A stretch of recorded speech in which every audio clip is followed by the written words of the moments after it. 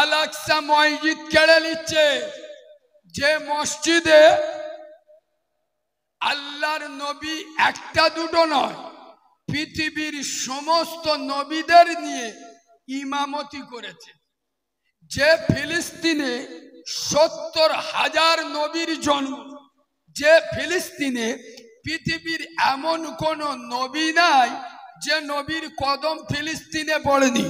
তাই এত সুন্দর স্মৃতি বিজড়িত পৃথিবীর মধ্যে তৃতীয় নম্বরে আল আকসা বাইতুল মুকাদ্দাস, এই মসজিদ ইহুদিরা আমাদের থেকে কেড়ে নিচ্ছে। আর আমাদের বক্তারা এসে কি ওয়াজ করছে জানো?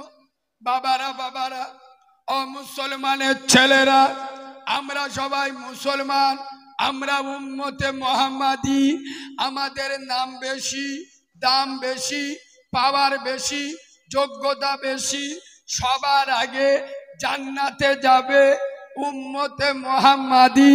আমি আপনি জাহান্নামে যাব না বাবা, আমরা জান্নাতে যাব। আর আমরা যখন জান্নাতে যাব, আমার দয়ার আল্লাহ আমাদের একটা দুটো নয় 70টা হুর দেবে বাবা, 70টা হুর। একবার জোরে বলো সুবহানাল্লাহ। এরম ওয়াজ হচ্ছে না? হচ্ছে না মানে ওকেন গেও এই যন্ত্র লাগবে। তার মানে কি? রাম ভক্ত হনুমান, বউ ভক্ত আমি বলি, তোমরা বলে বুঝতে পারেননি? শালা আল আকসা মসজিদ কেড়ে নিচ্ছে, মৌলবি আছে হুরাদের ওয়াজ। বাবরি মসজিদ কেড়ে নিল, মাথায় জুতো মেরে। এ বাবু, খোদার কসম, রাম মন্দির বাবরি মসজিদ ভেঙে হয়নি, ভারতের 35 কোটি মুসলমানদের কলিজা ভেঙে রাম মন্দির হয়েছে। রাম মন্দির বাবরি মসজিদের উপরে নয়, ভারতের 35 কোটি মুসলমানদের বুকের উপরে, কলিজার উপরে হয়েছে। তবে আমি কারিমুল্লাহ বলি, তরুণপুরের মুসলমানের বাচ্চারা, মুসলমানের ছানারা, কান খুলে শুনে নাও, বাবরি মসজিদ চিৎকার করে আর্তনাদ করছে। বসিরহাটের মুসলমান, স্বরূপনগরের মুসলমান আমাকে ভেঙে টুকরো টুকরো খান খান করে দিল। তবে না, আমি তোদের মারামারি করতে বলিনি, তোরা তোদের গ্রামের মসজিদকে দ্বিতীয় বাবরি বানাতে দিস না। 5 ওয়াক্ত আজানে মসজিদে চলে যা, মসজিদকে আবাদ করে দে, মসজিদকে বিরান হতে দিস না।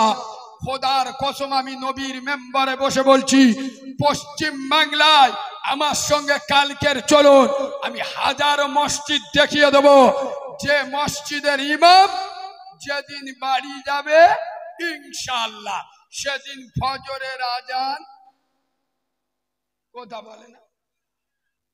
এরা বলে আমরা উম্মতে মুহাম্মাদ।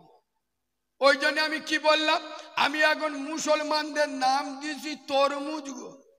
এ বাবু, স্বরূপনগরের লোকেরা তরমুজ কোনোদিন চোখে দেখেন? তরমুজের বাইরের কালারটা কি?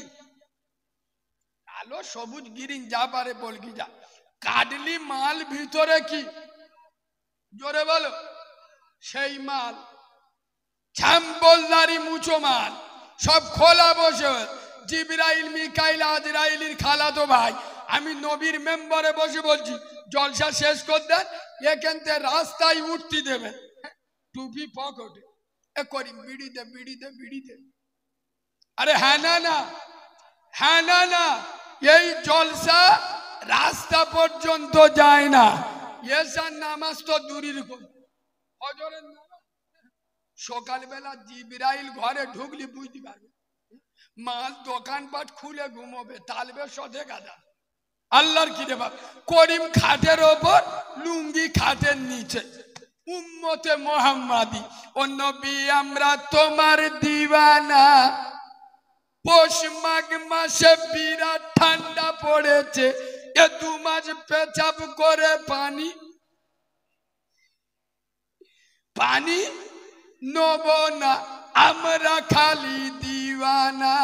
মানে ছোটবেলায় জন্ম নেছে, মা নাম রেখেছে বাক্কার আলী, একটু বড় হয়েছে বাপ বিসমিল্লাহ করে দিল, বুঝলো? আর গরু গোস্ত খায় উম্মতে মোহাম্মদী।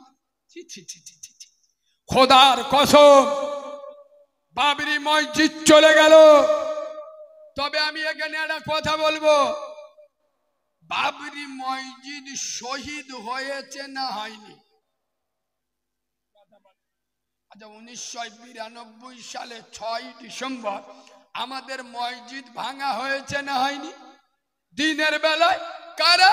আরে যারা গোবর খাওয়া মাল গো, করোনার ভয়ে গরুর মুত খায়, আল্লাহর কি রে বাপ, হ্যাঁ না না, এইরাম মালেরা আমাদের মসজিদ ভেঙেছিল না ভাঙেনি? তাহলে আমাদের মসজিদ শহীদ হয়েছে।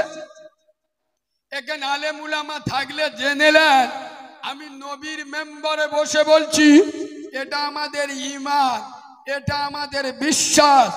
আল্লাহর কোরআন বলেছে শহীদরা কোনদিন মরে মরে খোদার কসম বাবরি মসজিদ মরে নাই, বাবরি মসজিদ ছিল, বাবরি মসজিদ আছে, কাল কিয়ামতের সকাল পর্যন্ত বাবরি মসজিদ থাকবে, নারাই তাকবীর। তবে আমি একটা কথা বলবো বাবাজি, কোন খাস জায়গায় মসজিদ হয় না, আর যদি কেউ জোর করে বানায় ও মসজিদে নামায়, জোরে বলুন। আচ্ছা, আপনাদের এটা তরুণীপুর অঞ্চল তো? আচ্ছা, আপনাদের গোবিন্দপুর অঞ্চল, আপনাদের গোবিন্দপুরের প্রধান সাহেবের নাম জানেন? একটু বলুন, এই এলাকার প্রধানকে? খাদিজা বিবি আমার একজন মা, কথা খুব গুরুত্ব দিয়ে শোনেন। এখন এই জায়গাটা আমার কতটা, 4 কাঠা, এখানে আমার 2 কামরা ঘর আছে। গ্রামের ছেলেরা আমার জায়গা দখল করে নিল, আমার ঘর ভেঙে দিল। আমি খাদিজা বিবি প্রধান সাহেবের কাছে গিয়েছি, প্রধান সাহেবা আমার জায়গা, এই দেখো আমার ঘর, এই গ্রামের ছেলেরা ভেঙে দেয়। প্রধান সাহেবা বলছে কারিমুল্লাহ বাবু তোমার জায়গা কতটা? আমি বললাম 4 কাঠা। তোমার ঘর ক কামরা? আমি বললাম 2 কামরা। বলে এক কাজ করো, তোমার স্বরূপনগর বাজারে 10 কাঠা জায়গা দিচ্ছি, 10 কামরা ঘর বেঁধে দিচ্ছি। আপনারাই বলুন বিচারটা কি ইনসাফ হয়েছে? আমার জায়গা কেড়ে নিল এরা, আমার ঘর দখল করে নিল এরা, এরাই এখন ঘর বেঁধে থাকবে, আমি স্বরূপনগরে চলে যাব। বাবরি মসজিদ আমাদের, শত শত বছর আজান দিয়েছি, নামাজ পড়েছি। 1992 সালে আমাদের মসজিদ ভেঙে দিল যারা, তারাই মসজিদ ভেঙে মন্দির করলো, আমাদের অন্য জায়গায় জায়গা দিল। আচ্ছা, মুসলমানরা সে জায়গায় মসজিদ করেছে? আগ্রহ দেখিয়েছে কেন? এই কোন সরকারি জায়গায় মসজিদ হয়? তবে এর মাঝখানে আমি একটা কথা বলি, তবে আপনাদের এলাকার গুলো কি অবস্থা আমি জানি না, মারামারি হবেন তো? হক কথা, আমি কোন ধর্মের বিরুদ্ধে বলবো না, আমার নিজের জাতি ভালো না, আমি অন্য জাতের বিরুদ্ধে বলবো কেন? এই যে মসজিদ মাদ্রাসার জায়গাগুলো ওয়াকাফ হয় না, ওয়াকাফ হয় না। এই মসজিদ মাদ্রাসার এক কথায় ওয়াকাফ 2 প্রকারের হয়। এখানে যারা শিক্ষিত মানুষ বা মৌরি বা যারা আপনার উকিল শিক্ষিত লোক আমার কথা বুঝতে পারবেন, ওয়াকাফ হয় 2 প্রকারে। এক প্রকারের ওয়াকাফ হলো ওয়াকফে লিল্লাহ, মানে আল্লাহর রাস্তায় আপনি মসজিদ মাদ্রাসা দিয়ে দিলেন, আর আপনার কোনো গল্প চলবে না, কোনো শর্ত চলবে না। দ্বিতীয় নাম্বার ওয়াকাফ, এটা আমি নাম দিয়েছি চিটিংবাজি ওয়াকাফ, এর নাম হলো ওয়াকফে আওলাদ। চাঁদা শোনে, ওয়াকফে লিল্লাহ হলো আল্লাহর রাস্তায়, আর একটা ওয়াকফ হলো ওয়াকফে আওলাদ। এই বাবু অনেক মসজিদই হয়ে আছে, ওয়াকফে আওলাদ কার বলে শুনে নাও। আমার ঠাকুরদা মসজিদে 1 বিঘে জায়গা দিকে যে দলিলে লিখে গেছে এই জায়গা দেখভাল করবে আমার বড় এড়ে গরুটা, মানে বুঝতে পারছেন, বড় বেটা খেয়ে দেয়ে যা বেশি হবে মসজিদই দেবে, ও শালা জীবনে বেশি হবে না আর মসজিদই কথা বলে না। এই মসজিদ দেখভাল করবে আমার বড় বেটা এবং মসজিদের মাতোয়ালি হবে আমার বড় বেটা। আমার বেটা মরে গেলি মাতোয়ালি হবে কে? তার বেটা। তার বেটা মরে গেলি তার বেটা, তার বেটা মরে গেলে তার বেটা, মানে ও 14 গোষ্ঠীর মসজিদ। কথা বুঝছো না? বুঝছো না? ওর মুখে দাড়ি নাই, চিটিংবাজ, মুনাফেক। ওর বাড়ির মেয়েরা বন্ধন লোন গ্রুপ লোন করে। তোর ঠাকুরদা মসজিদে জায়গা দেশে বলে 14 গোষ্ঠী মাতোয়ালি থাকবি। তোর কোন বাপ বলেছে রে চিটিংবাজের বাচ্চা তুই একক তো মসজিদে যাস না? তোর বাড়ির মেয়েরা বন্ধন লোন গ্রুপ লোন করে, তুই হারাম খোরের বাচ্চা সূরা ফাতিহা জানিস না? দিন আল্লাহ বলে কাজ ফেরেশতাদের বড় তরুণীপুরের মসজিদের মাতোয়ালি ধরে ফেরেশতারা চাং দোলাকে ধরে নি। আল্লাহ বলতে দেখ করিমে সূরা ফাতিহা ডাকো, আরে ওয়াল ও কি আমি জানি? থাম আমাদের বোর্ড ডাকি কার বলে ও আমাদের বউ জানে, ও কি আমি জানি? আল্লাহ বলবে এক কাজ কর, মালটা ছেঁকে আর জাহান নামে ছেড়ে দে। সূরা ফাতিহা জানে না মসজিদের সেক্রেটারি, সূরা কুল আল্লাহ জানে না মসজিদের সভাপতি। এই বিয়াদবের বাচ্চা, খোদার ঘরের মাতোয়ালি হবে সে, ইমাম বাড়ি গেলে নামাজ পড়ানোর যোগ্যতা রাখে। শালা তোর মুখই দাঁড়িনি, এদের আবার বললি হক কোথায়? আসল চিত্রগুলো আমি তুলে ধরি, এদের ফাটে। এই দেখো তোমাদের মসজিদের ইমাম, কথা খুব গুরুত্ব দিয়ে শোনে। ও ইমাম সাহেব নিচে গেছে, যাই হোক আপনাদের মসজিদের ইমাম খুব গুরুত্ব দিয়ে শোনে। যদি দাড়িটা চেঁচে আর পোল্ট্রি মুরগির মতো হয়ে মসজিদে নামাজ পড়ায়, এ বাবু এখনকার জন মধ্যরা সব দাড়ি চাঁচে দেখেছে কি দেখে?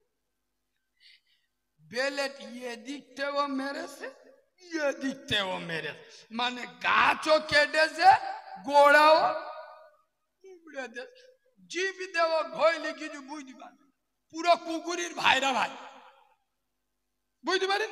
আপনাদের মসজিদের ইমাম যদি দাড়িটা পোল্ট্রি মুরগির মতো চেঁচে আর মসজিদে দাঁড়িয়ে নামাজ পড়ায়, আয়াপ্পা ওই ইমামের পিছনে কেউ নামাজ পড়বে? কথা বলে না কেন?